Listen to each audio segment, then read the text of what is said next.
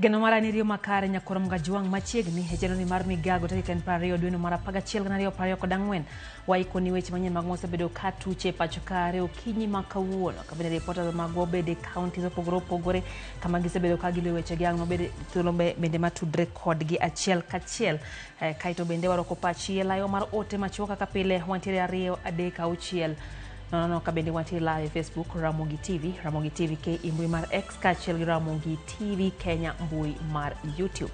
Magi thuond weche. Ji abiriyo owito ngimagi ka mwandu bura owang'e masira mar mach e alwora ma Pumwani e kaunti ma Nairobi. Commission mandiko jotije sirikal olando thuolo ne ji madwaro bedo jagoro mongirore migawo mar tudruok pinje maoko mondo mi or kwayo margi. Jo od bura dhi nyime gi manyo winjruok ewi kaka nyalo pogo omenda madhi e counties ma pacho ka.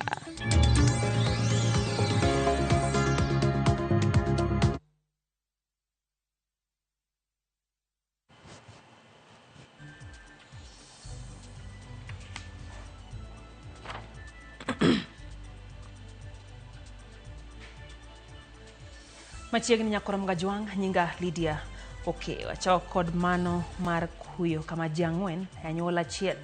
Gin moko kuom ji abiriyo mowito ngimagi e masira mar mach mano otimore odhiambo manyoro e kar dak ma Kitui mantiere e alwora mar Majengo, Pumwani e kaunti ma Nairobi.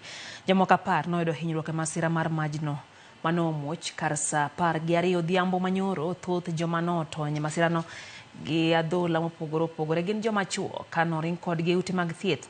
Majno nowang'o malo ute 50 kendo chuno anyuola mathoth nindo oko e koyo. Pok oyangore gima nokelo mach makamano ka komanda mar obila ma Nairobi Adamson Bungei lero ni nonro dhi nyime e wi majno.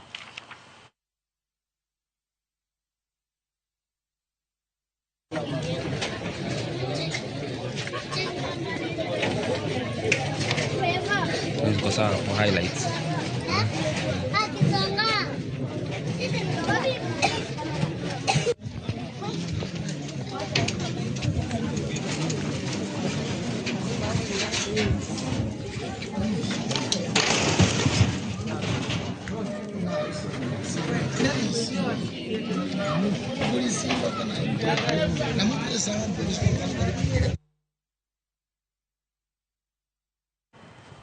Obila ma Kibra County ma Nairobi timo nonro e wi nek mar rawera moro mong'ere kaka Sospita Onyango Sungo mane en japuonjre e kar tiegruok ma Kirinyaga. Wachore ni Sospita Onyango ma bende ong'ere gi nying mar oledhi mar bilionea Ivan Sakoko nomonji gi jonjore moko ma ok ong'e kinde mane entie ka tongona moro kama ne ochuoye gi pala. Rawerano osebedo ka keto tipo mag mwandune e mbui koriwo koda ka nyamburko ma bechgi ni malo ka oganda penjore ni to kaka mwandune oya kanye kinde ma en to pod en rawera matin kendo en japuonjre. Nyaka sani pok ong'e kit ohala ma Sospita osebedo ka timo.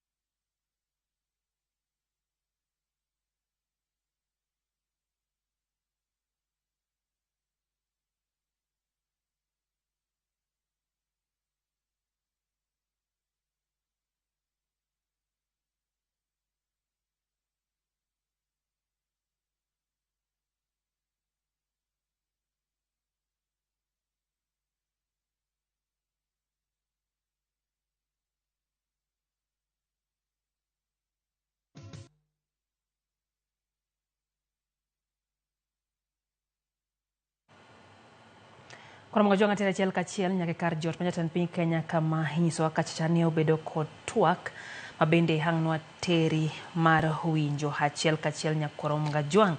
Ka wadhi mbele pod wantiere kod weche mamoko nyakorom gajuang kama bende wayudo kanyo ni jogo magin jo Kenya kwa mondo mikoro bed motang kaka gitiyo gi yedhe mong'ere kaka antibiotics. Kawachore ni tiyo marach gi yedhe go miyo ok giti maber e del. poko yedhe modong' oyaye bang' tiyo godo bende wacho ni ketho alwora ahinya to lowo mar puodho. Lakteche wacho ni ng'iyo yadhe kapok opuodhi gi laktar en achiel kuom gik mamiyo ji tiyo marach gi yedhe.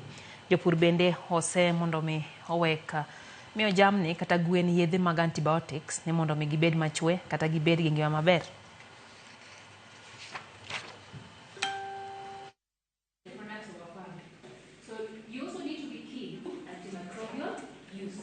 This week we are having activities just to sensitize the people in Murang'a and actually even the whole country about proper use of antimicrobials or antibiotics, because we have realized that we have misused these drugs, not just through the healthcare system, but even as individuals, where people now can freely go and ask for these drugs over the counter, how people are even using them in animals. We've even heard of instances where people are using these drugs in chicken, to fatten chicken.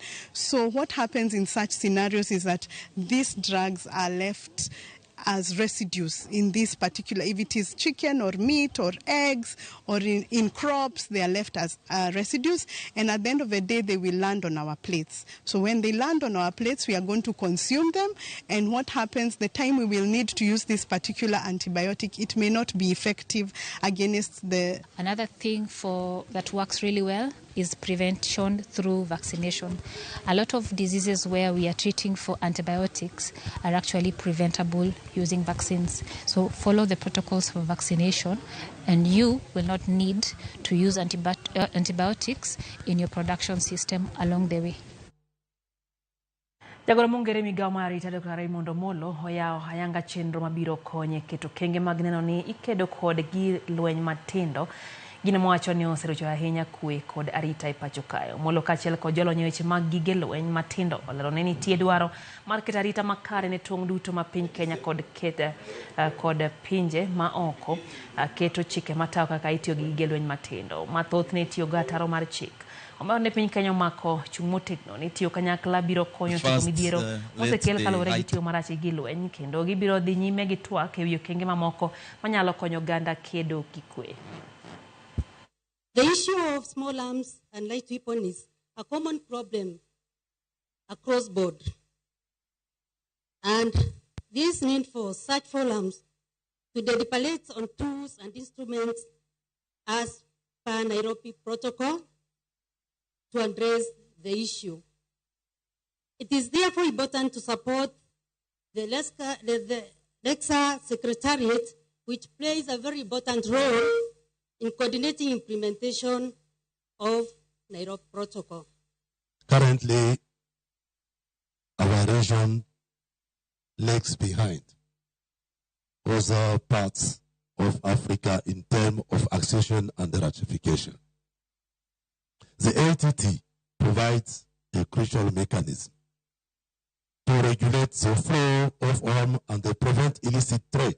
I use these opportunities to encourage all member states to consider acceding to or ratifying this treaty to enhance our collective security efforts. This is an opportunity for us to also craft tangible strategies that will shape the future of REXA and our efforts to manage small arms and light weapons across the region. As you consider the agenda, I want to urge you to bring forward strategies that will support the long-term objectives of REXA and provide clear, actionable recommendations to strengthen our collective mission. Komiti mathek e kind od bura mamalo kod od bura mar Senate e pok mar omenda ne sirikal mag counties romo kendo kuom thuolo mar adek mana ka romo mokalo romo mano kawuono bende opong' gi ywaruok e kind senators kod jod bura e paro mar sirikal duoko piny pok mar omenda ne counties nyaka siling bilion 380 kowuok e bilion 400 mano okete chik mar omenda mag 2024-2025 mano owito oko. Senators oramo ni counties nyaka yud bilion 400 e kinde ma jod bura to osiro lwedo bilion 380 ma oket tenge kod migao mar omenda. Watudre kod Chris Owino e yor simu mantiere e od bura onyiswa ni to chal nade. Chris, agao ni rio makare nyiswa ni to twak mabende osekelo ywaruok e kind Senate kaachiel gi od bura dhi nade nyaka sani. Chris Owino kotendre kod pogo omenda ne counties ma Thur kae. Erokamano Lydia. mana ka iselero en bura mar tek e kind piny owacho mamalo kaachiel kod piny owacho mag counties kalure ni nyaka sani sirikal mag counties ok oyudo pok margi mar omenda e hik omuom mar 2024 2025 mabiro kalure kod ywaruok e kind od bura mar malo kaachiel kod od bura mar senate ewi pok ma counties onego bed ni yudo. Ywaruok ma kamae Lydia biro kalure ni chik mar omenda mar 2024 2025 ne owit oko bang' ng'anyo mag rowere mag Gen Z mane kwedo paro mar chik makamano kendo mane ochuno sirikal mondo owit oko paro mar chik makamano. Bang' kane sirikal osewito oko chik mar omenda mar 2025 ne ochuno sirikal mondo chak tiyo kod chik machon mar omenda mar 2022 2023 mar choko osuru e chwalo chenro mag dongruok.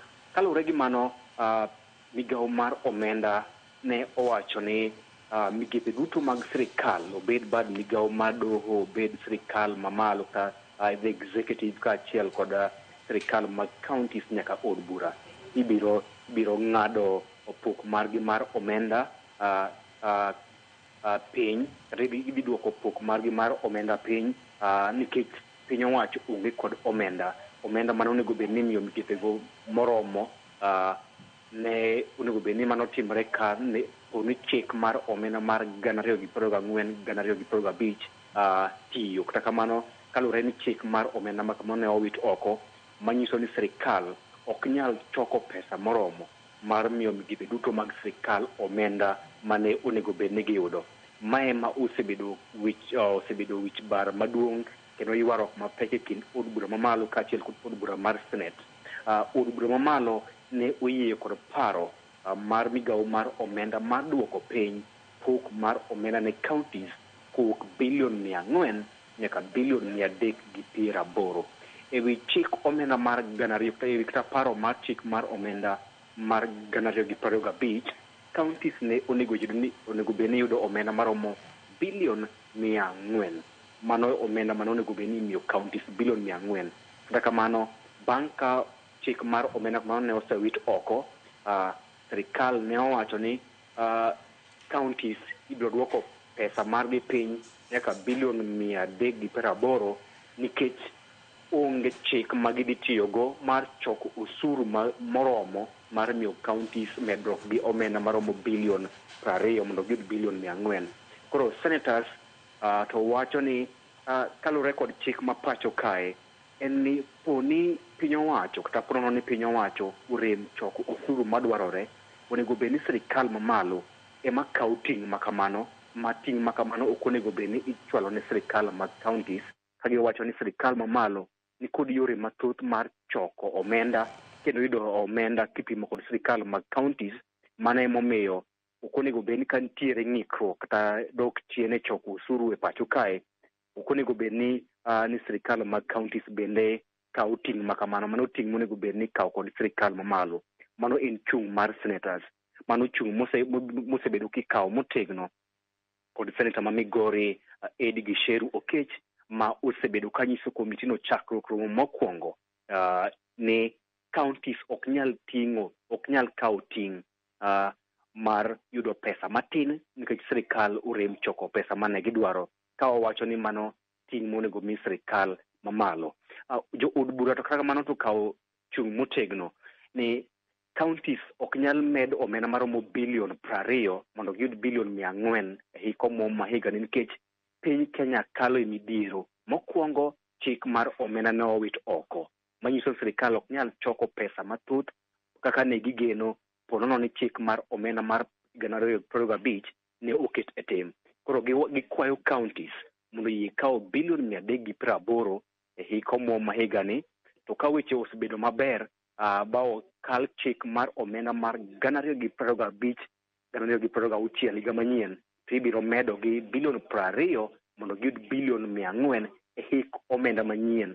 Sani gikawo $380 nikech piny Kenya kalo e midhiero mar omenda. Mano ema pod kelo ywaruok ma e kinde ni komiti no okwayo jofwambo mondo gidong' ka gigo mbaka kigen bang'e thuolo madaka 30 to gibiro luongo jofwambo mondo gilerwan to bende gisewinjre kose. Po nono ni ok giwinjre, piny owacho mag counties biyudo midhiero nikech ok gibiyudo pesa mar tayo chenro mag dongruok kaachiel kod chulo jotich maggi. Ma emomiyo bura ma kawuono nyaka chop e winjruok mar reso county. Ka ok gichopo e winjruok, jopiny kod sirikal mag counties biyudo midhiero mar omenda. Lydia. Erokamano Nyakris Owino, geno marwa en ni dhi luwo wachno machiegni ahinya kendo ang' nwayo thuolo mar yudo kuku mar wachno ahinya ne ji neno marwa kogik kanyo e weche manyien mag odhiambo sa 1 gi sa 3. Nyakon mogo jong wadhi mbele duol makedo na ratich oganda pacho ka KNCHR okwedo medruok mar nek e pacho ka lwenje mag udi gi chwech kaachiel gi teko mathoth ma obila notiyo godo kuom rawere mag Gen Z. Kalore kod report manogol gi jatend obila wacho ni oganda maromo 77 osewito ngimagi dweche 3 mokalo. Gikwayo sirikal mondo mi otim apedha mager maneno ni achije mitudo gi time makamago omaki kendo oluw godo pend chik. Has documented 1,376 arbitrary arrests, as well as 610 cases of injuries from June 18 to November 2024. These injuries were sustained in the course of the demonstrations and ranged from deep fractures, bullet wounds, soft tissue injuries, and inhalation of tear gas. Most of the injuries were inflicted by the security officers against protesters. Chenro mar kawo pach jopiny kod joket mwandu mitelo ne chuogo kata motelo ne chuogo budget mag 2025-2026 dhi nyime e kar bagruok ma KICC kendo itawo kod migawo mar omenda ma pacho ka. Jafwambo mar Walter Nyambaga ni KICC kendo tudre kode achiel kachiel mar ng'eyo matut kotenre kod romo kamano. Walter genariyo makare machiegni e chenro mar migago nyiso ani to KICC romo no osebedo na nyaka seche. Walter Nyambaga. Lydia, en chenro mosebedo ka ochakore ariyo nyaka seche gende duto mopogore opogore mantie bad migawo mar piny owacho osebedo kod jopiny ka nyaka gichop seche gende ne wan kod jakom mochung'ne kamiti mar budget Ndindi Nyoro mano otimore oko mar dek mar lakini jagoro mar migawo mar omenda Dr. Christy e kind joduto mamoko kendo gidhi nyime kod chenro mar kawo pach jopiny. Weche madongo moseyiedhore e chenro ni okelo kanyakla yo ma manyo godo kaka inyalo chok osuru ma ok di japiny. Pinygo bende kod paro malewo mondo mar seche gende moko kuom jopur mondo ochopo kendo wacho ni sirikal osembemore piny bedo kod twak kod japiny kendo chuto gi ng'eyo matut e yo ma bende ginyalo bedo go kod ng'eyo kendo pachgi kendo somo sirikal rieko e okenge moko ma ginyalo yudogo kaka inyalo go nyime e weche mag dongruok. Seche ginde dhi nyime kendo manyo yo minyalo tiyo kod pesa e yo mar arita to kod kaka omenda mochoki kod japiny inyalo ne ni okelo yuto ne japiny. Koloso kod jogo mantiere kadi Dr. Christy to olero ni ng'ikruok osebede ma piny owacho kod migawo mar omenda osebedo ka loso kod jopiny kod kawo thuolo kod ting' mar bedo kama nyime mar chulo japiny bata kendo jopiny ok gisire kende. Moko osebedo katimore en ni rowere matindo mantiere e sikul osemi thuolo mondo gin bende gigol pachgi e ong'we ma inyalo mi godo kaka inyalo juogi osuru mondo mi Kenya dongre. Oluwo nitiere wuoro mapek e hola mosebedo ka piny owacho yudo kendo keto e tiyo kod yudo makare mondo Kenya e okang' ka dhi nyime. Ma en gima dhi nyime. King'iyo kuom ka gidwuodo ka nitiere jogo mosebedo ka golo pachgi kendi mondo gisulo jogo ma nitiere kidienje mag jogo kod mago mantiere e chumbe matindo tindo to kod jogo ma jopur mano biro kaendi okil mang'ich nyaka chop seche gende kod gidhi nyime kod bilo wach ni ichiwo penjo mongirore manyalo miyo gigo okang' makende kendo bende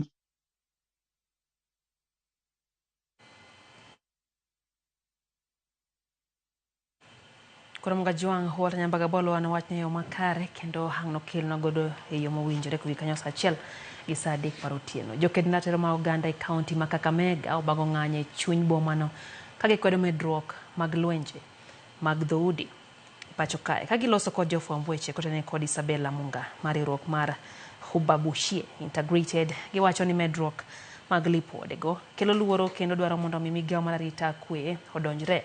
Bende gikwayo jotelo ma wuok e kaunti no ma oyier gi jopiny mondo mi onywak gi lwedo e kedo kod lwenjego.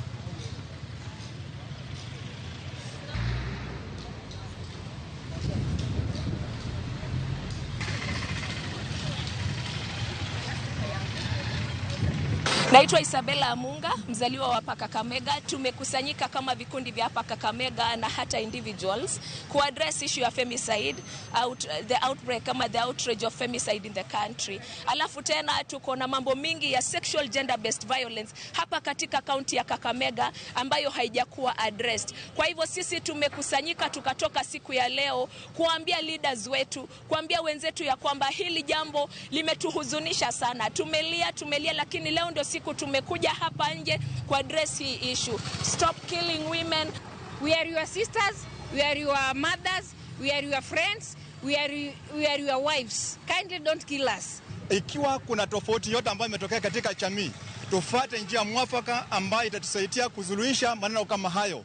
Kuwa si haki, kuwa sio suluhisho ambalo linastahili kwa njia yoyote. Huku kwenye mimi natoka huku, naona maneno makuu mangumu, lakini ninaokopa, nitaambia nani?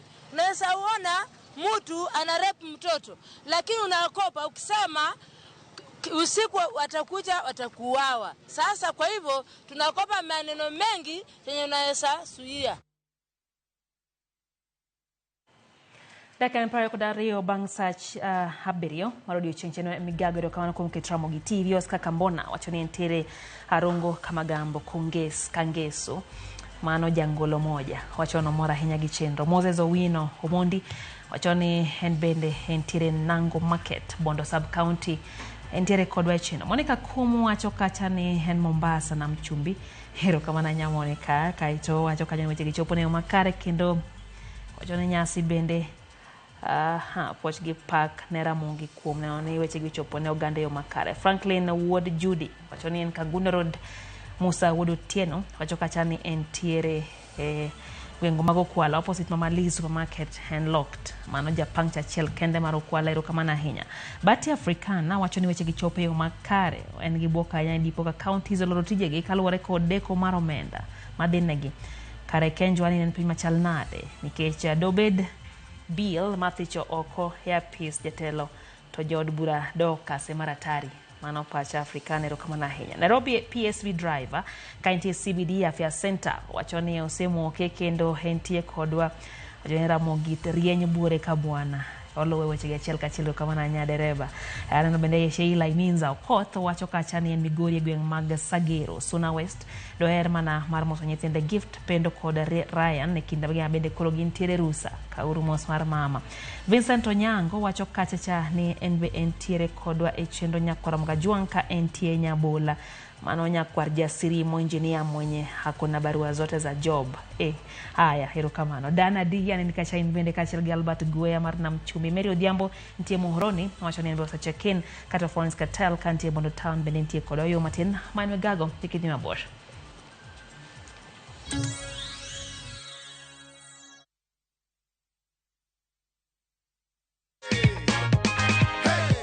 Umepanga matumizi ya hii pesa? Kuna school fees imenilemea kidogo na kwa biashara yangu nitai boost. Ndio hivyo sasa, ndio cheki yako.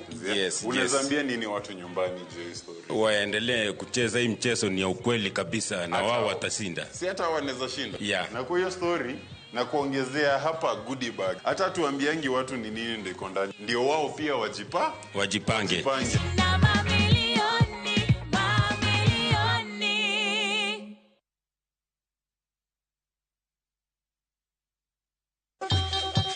Ang'o mosetimore ne joma ne ochweyo Ugandawa? Adhi primary Kagonditi Primary School. Gin kanye sani? Amobilize kalerte ne wago poro to gibiro wasombo kidi to watero kacha jite e secondary kacha. Waromo gi jodgi to wafwenyo sigand ngimagi mopondo. Siasa ka ng'amo ywaye maduong' katere siasa en Daniel Arap Moi. Ng'e ranyisi mabeyo mane giweyo. Ne japiny opogore kata ng'ama ne nie duond loch ne neno ni kopo ni Kenyatta dhi Tom okawie thuolo ni mondo tanwa pinyni kaluwore gi mwaseneno kuome. Ang'o magitimo sani? To kata kamano be pod gin kodwa. Nakedo ne wach sukari ma jobunge jonjo kod biwot nochaka ne bwana sukari. Gin kanye kod Walter Nyambaga tich ang'wen saa 3 otieno mana e Ramogi TV.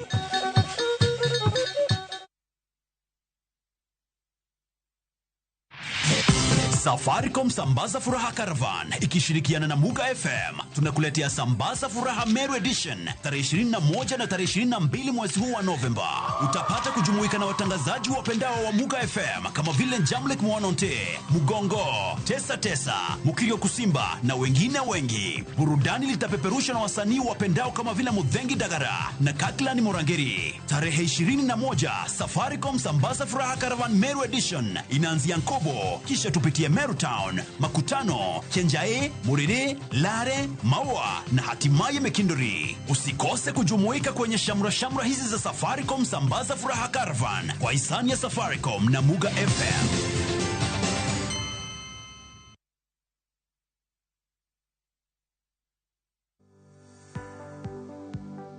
Hello everyone, my name is Mercy Wamoto and I'm delighted to welcome you to the Hapa Women Summit with the new dates being 22nd and 23rd of November 2024 at the Mudu Beach Hotel and Spa. We welcome all the young women, entrepreneurs, corporates, government bodies to be part and parcel of this wonderful event. You're welcome and see you in Mombasa on the 22nd and 23rd of November. View Travel. Dream, explore, discover. Ma e chenro makeloni danji maliet. Ma e chenro makeloni weche mamolo seche duto. We are only beating job. Kik od belo bai. Kawuono ankol kod moral mar mdakel belo kaka winjore. Ma e chenro makeloni duond yawuoto nagi. To wakwayo rowere bende kiyudo matin kik icham te. Ikungo. Duond mine. Kaja odi miyo nigi pesa malo dichuo. Support. Kod ohala. Gimotimo as a fashion house, we measure in both ladies gi chuo. Mane mbak ndalo chakre wuok tich nyaka tich abich saa 8 odiochieng'. Mane Ramogi TV.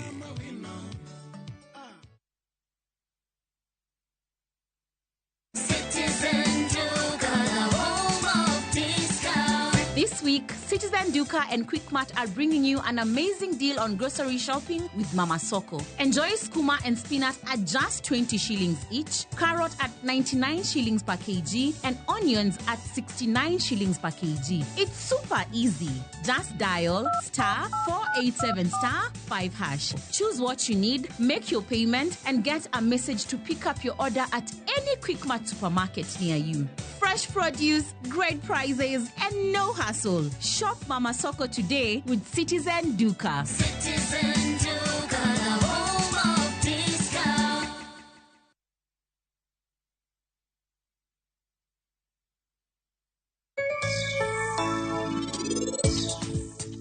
Apani en giwuoyi no. Mane gimomiyo nosi mosimbe sani. Anu. Hello. Let's open big doors that harbor progress. In all the places that we are. KCB ni yangu. KCB ni yetu. KCB ni yetu. For people, for better.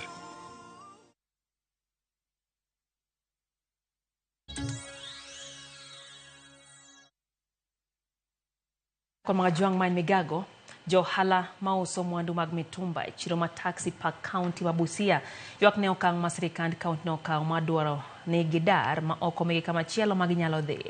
Johala go ose obila ma county no kuom rokogi ka giwacho ni igologi kanyo kendo mabiro chenro mag ohala. Koro gidwaro ni governor wa Busia Paul Otuoma mondo mi ong'e kaka inyal konyo wachno.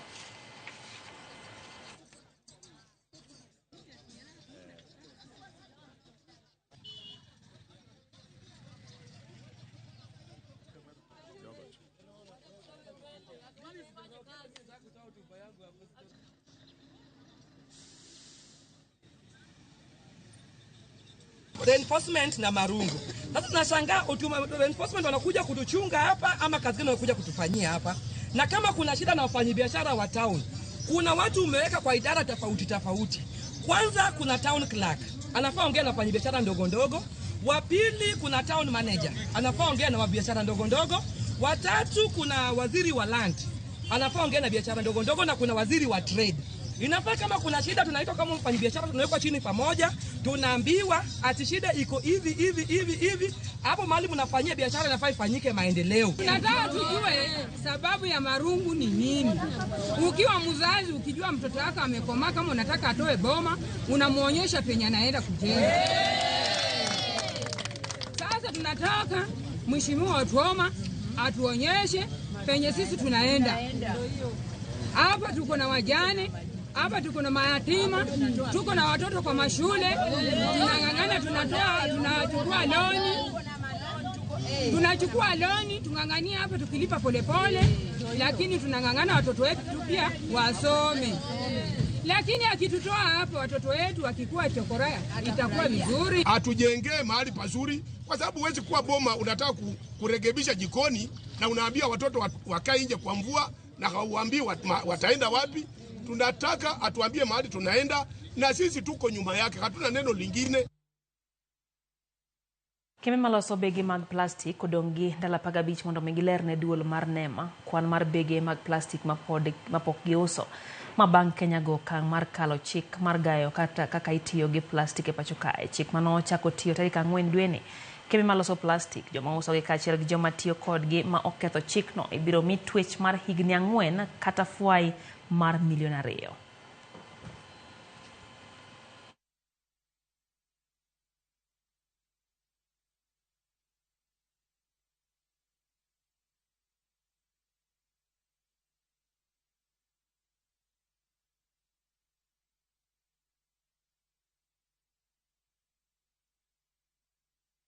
Unapatanga kasi wanawake pale Dandora tunaumia sana. Unashindango kupumua ile burns ikiban pale dam site. So for the single use plastic, mimi naweza sema wa stop producing if they don't have the market. So na problems zingine tunafacingika wanawake ni kama losing the pregnancy. We cannot close our ears or our eyes to the reality that there is tripling of plastic production, so that by the 2050 or 2030, there will be more plastics if we don't take action now as a member state to report on the primary polymers that you are producing. Are we going down, or are we still with business as usual in the next, even when we have the instrument? So is the instrument becoming effective ultimately, or is just another treaty? In plastic production, we also want clear targets on the reduction. We need to quantify in terms of time and in terms of numbers. How much are we going to reduce, and that needs to come out explicitly. If you are found with a polythene bag, you can upon conviction be imprisoned for a term of not less than 1 year, but not more than 4 years, or a fine of not less than 2 million shillings. Telo manyien mar jo boda ma Lego Usonga sub-county ochako chenro mar keto lokruok e sekta no kuom riwo wi jo apiko kanyakla kendo tiyo kamoro achiel. Jakom mar jo apiko ma Lego Usonga Paul Owino Olik lero ni gin kod chenro mar keto lokruok e sekta mar apiko e thuolo mar higa achiel mabiro. Maneno ni jokanyo duto ngimagi margi olokore ahinya to e yor uchumi. Wechegi kod jo apiko mamoko mopako kwe kinde jo apiko kata mana e kinde mane gitimo yiero maggi. Jo apiko go singo matiyo kanyakla kod jotendgi ma oyier maneno ni gidongore kanyachiel.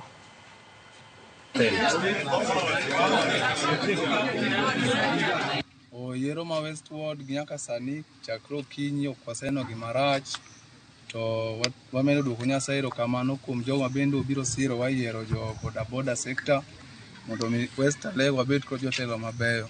An kana achung' e kom mar security, assistant security, to mar naonge ng'at mane laro koda komno nene lieth ni joma moko. Koro an adhiya kinena achung' narito nachamo muma tarik ma jotelo nomiyowa dhi chame muma. Gima duong' mondo warit sekta mar boda obed united. To gima dwa medo wawuoth thuru kamoro achiel mondo wachange sekta mar boda.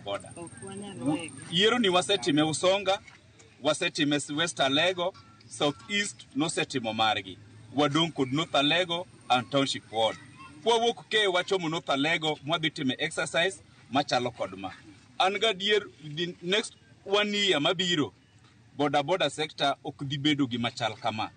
Waseneno lony makende kuom jo halawadwa ma jo boda ka gikelo horok makende, onge lweny mobetie, watimo gikwa kod muolo, to ni nyaka aspirants bende manino chung' gibende giluwo chike mag yiero nyaka awachak sokinyi, kendo wayikre ni tiyo kod jalno moyudo loch nikech koro en mobiro bedo jatendwa.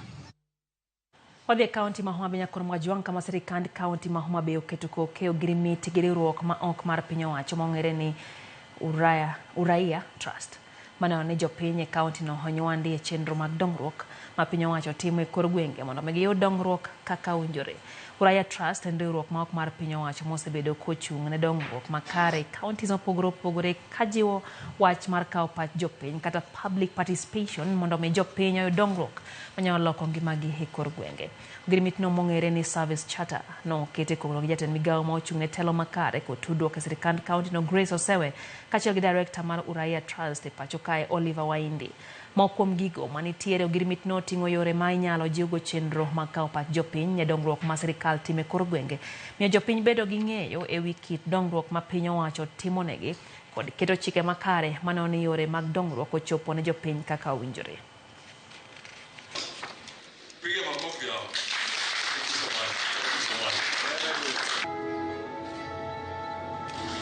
Ne wawacho ni nitie gik moko madhi timo ni jopiny. Her Excellency Governor Gladys Wanga nowacho kane obire telo ni kae sirikal ni en sirikal ma jopiny, ne en sirikal ma weche jopiny ema tiyo, ma kata ka wan gi weche ka wadwa ng'e ni to ji dwaro ang'o, wadhi wasiko walalre okang' kokang' walalre gi jopiny.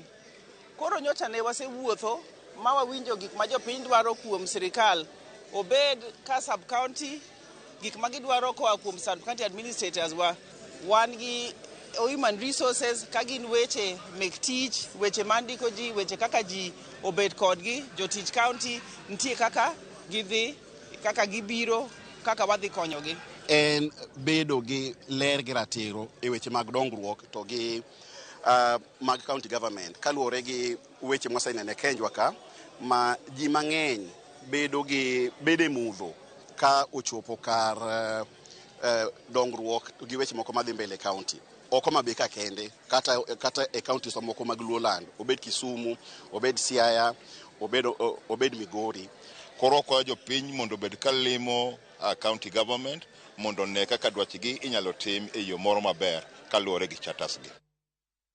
Chenro mar ng'e gwenge wa kawuono nyakoro Mwajwang warango sigand gweng' ma Abom mantiere Bondo e kaunti ma Siaya. Jafwambo mara Millicent Adiambu oloso gi jopiny alworano mar yango sigand nying gweng' ma Abom.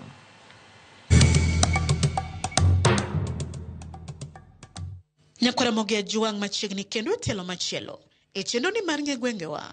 Jumani kalapapla mar ng'e gwenge owuok e kaunti ma Kisumu ofuyo ma odhi opiyo e kaunti ma Siaya e gweng' ma ong'ere kaka Abom mayudore e sub kaunti ma Bondo.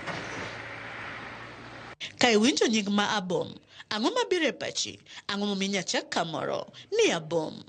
Mokwongo wachako kod paro mopogore mag jogweng' e wi gino magilieko madinami chak gweng'ni ni Abom. Dawa kata kwarwa ne janyisaga ni gomi iluonge na Abom. Chon nitimoga gold mining kane pod onge nyinge. To gik nil muocho ga murutu. Koro gik mane muoch katup. Koro ma gineno ni kata ka dioro ng'ato kama otipimo gi kuma gimoro muoche abom. Tabum no chak godni. Mae no chak ni go tabum. Kaka wan jok klan manika wan dudario. Jaduong' ne tien mbom. Koro mbom ni nogero dala ni got kacha mochiel kite. Magara sani kidhi tineno dala kite po nen ma manyisen dala. Kore mane nying mbom no wuok. Abom ni esa mae got ni mineno kan. Mano no wuok kuom jodongo. Mano ema chake. Wekuru wawinjana na kuku moteno kod adieri mar wach ewi nono mar nying ma abom kendo kaka gweng'ni ne ochakore. Nitie jaduong' mane okwongo donjo e gweng'ni mane odak e got mar abom ka. Jaduong' ni kane notho to noike e got mar abom ka. Koro joma ne odong' nochako godni ni abom. Jaduong' no to niluongo ni mbom. Koro ema ne nying mar abom ni obiro go. Koro bang'e nikech oyudre i village mar abom, koro nochak village makana abom village mayudre abom sub-location moting'o villages 10. Humba bom landore kod weche kata timbe mage. Wan gimong'ewago kaka wan jabom nikech gold mining man kaeni, alafu sana wan gi got moro maluka. En got maduong' ma kiridri kika gimidhi kogelo to nyaka wang'inene kata kine gari bi penji ni machate got mane. Humba bom landre gi weche mag mining gi sani. Koro gold mining ni ji ane maboyo, jomoko aloka, jomoko Siaya gi gwenge mopogore matiye iye ka tiyo tich mar gold magiyudo godo konyruok. Koro mane kaka huma mar abom nomedo landre kendo medo landre. To gin dongruoge mage ma bom osenyuolo e ngima jodak mag gweng'ni. Gold mining mana bom ka ema osebedo ka konyowa ahinya. En gima mak giluto ariyo, en mine omake nyaka joma tindo nyaka joma dongo. Man ng'enyne mane mwachamo to jomok tiye to koro donje hala moko kaka an tariembo apiko gi taxi driver. Kae en mana ndach lo mamoro bende notin ma mtoka ne onge mana ndiga emne nyalo ringe. To udi mnen ka ne gin udi mag lum, karibu udi moko 3-4. Onyuola anwa ka udi go nitie pok ne gilwar ba girum. Koro udi lum go mnen tie kaka piny medre to nyithindwa medo somo to ginwang'o tije.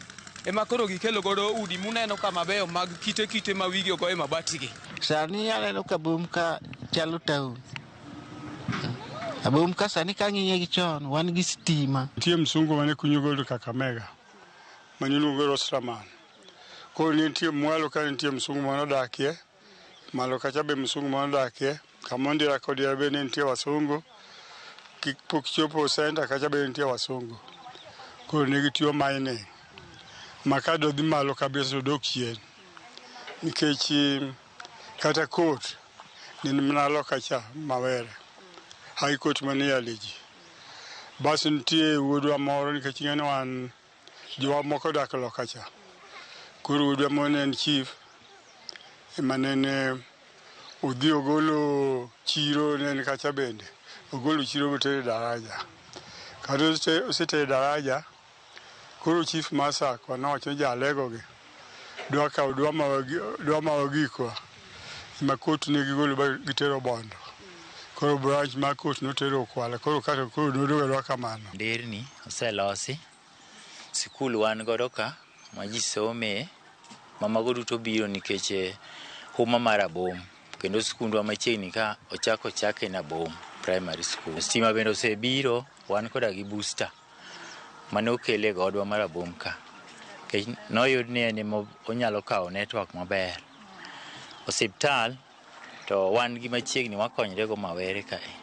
To kata obedo ni jogweng' ma abom kwano dongruoge achiel ariyo adek. Gin rem mage ma pod gin go e alworani ma kotim to abom nyalo dongore kendo chal kod gwenge mamoko. Gikel riekni manyasani ma inyalo timo gold mining ma ok ni watime kiyo jusi mamarwa mabur negowa pile ka pile. Ndaracha ma kapo ni nyalo losnwa maber mano koro mano sources mo watimo nyalo konyowa maber kech mo ndachwa ni ken ye marach kata undongo ko biro dungu neno kan tie kuonde moko manyaka gari lengre. Wan gi nyithi kiye mang'eny ma onge kaka somo.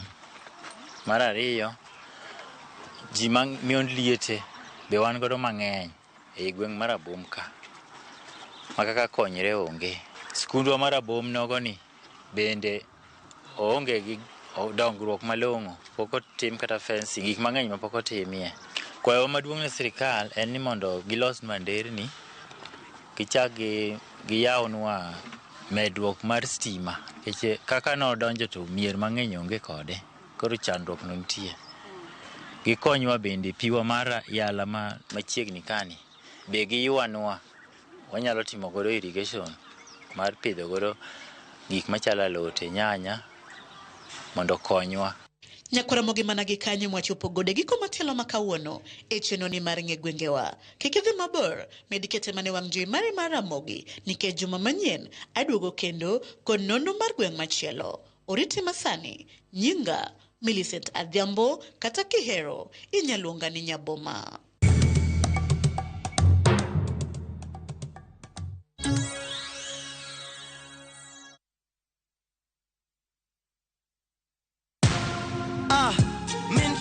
Kwa majina ni Peter Kariuki Ngoge ama Kamlesh Styles. Nimekuwa nikicheza kwa muda. Natoa na win 50,000, 100,000, 200,000. Leo nimekujia check ya 675. Nikihesabu zote naweza kuwa nimewin 1.3 na nitaendelea kucheza. Changamkia Aviator on shabiki.com. Not for persons under the age of 18. Royal Mabati Factory, dukani mar nyiepo achiel kende manengo gore piny, kendo rang'iny mamalo mag mwandu go ewi tado yudore duto. Yud offers mag stone coated tiles gi siling 603 kende, koriwo nyaka osuru mar VAT. Chula tamalo 40 yud molos sani kikelo ni nono maonge chudo. Limwa e badwa ma Manjit House, Kisumu, Akra Street, e apaya ma Paul Mboya. Gochnwa e 070 357 281.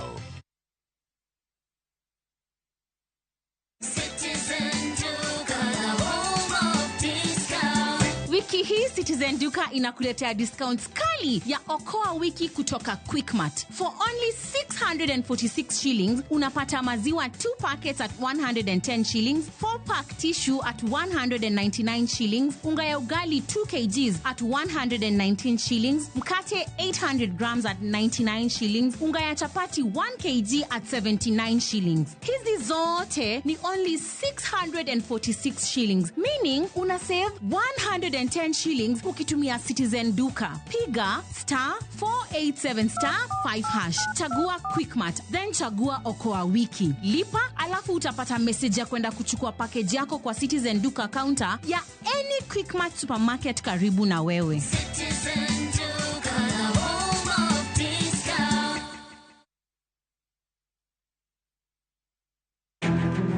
Wakelo ni chenro mar ohala kod lony gi dongruok mopogore opogore. Ohand kinyosi nigi pesa kitimo gima dwarore. Weche makende moa kuom jogo makelo lokruok e ngima dhano. Ohala ber nikech ohala puonji managerial skills. Lek ma in go iriembe mineni gigo chopo. Chakre gi jogo mane ochako ohala manyien. Kalure gi kaka nachako gi kuma achope. Ohala ni en ohala maber. Nyaka jotelo molony e timo ohala. Akwayo jodala wate odogi ohala.